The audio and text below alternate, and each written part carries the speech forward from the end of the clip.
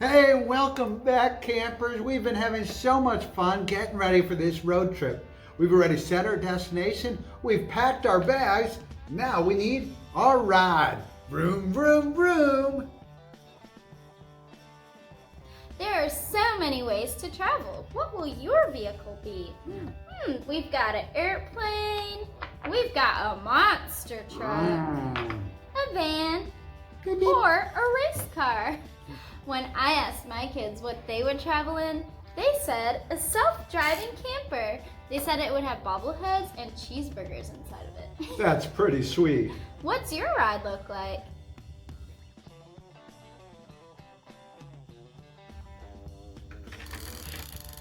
Hey, on the journey of life, just like there's lots of different cars to take us on a journey or a road trip, in our own life, there are many different ways that we can connect to God.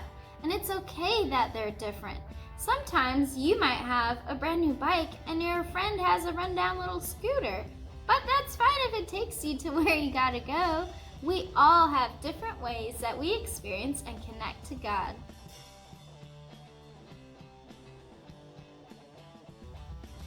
Now it's time for some inspirations.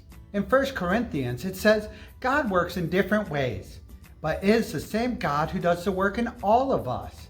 A spiritual gift is given to each of us so that we can help one another.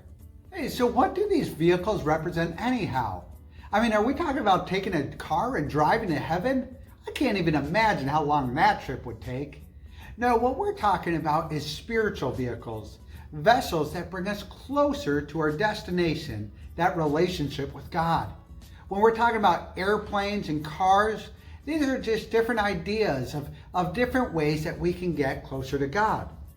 These are kind of like our God languages, our ways that we talk to God, communicate, and feel His presence. When we look at it, we could think about it in these different ways. Some of us relate to God through traditions, like when you're praying in front of a holy candle and you have an altar and you're thinking about the beauty and magnificence of God. Some of us find God more when we're walking out in nature, when we see a sunrise and hear the birds singing.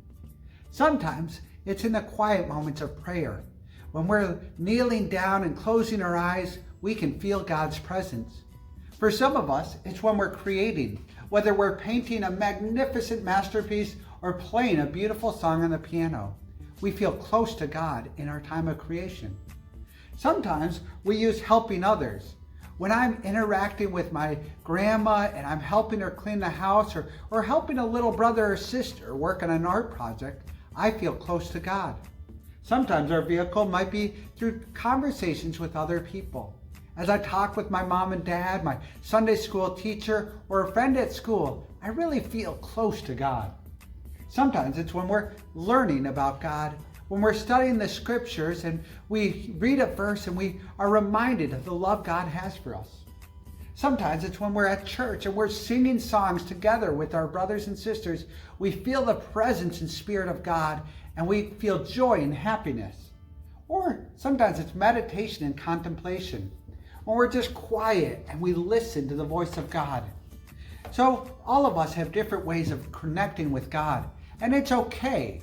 It's not one way is better, but whatever vehicle gets you closer is the right vehicle for you right now. Brain break! It's time for a brain break. We're gonna be sorting trains, planes, and automobiles. Are you ready? Ready! All right, first challenge is to sort by color. Go!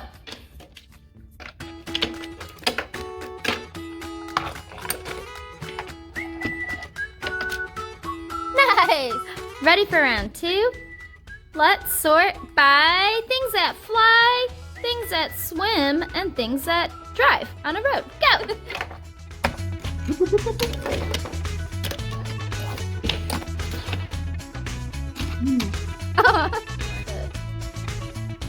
How are you gonna sort your cars? By color, size, shape, type?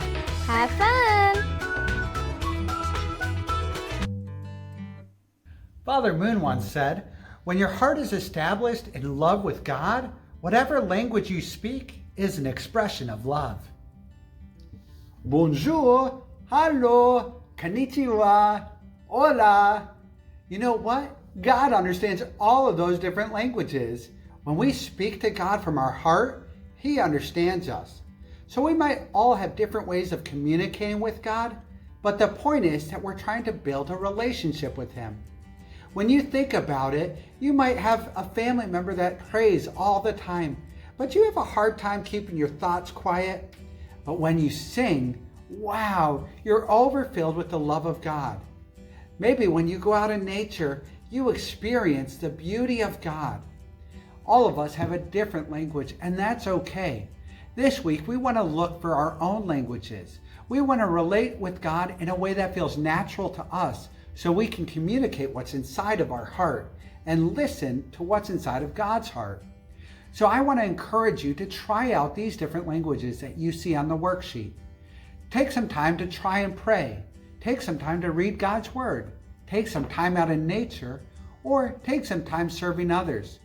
All these different ways are ways we can take steps closer to God.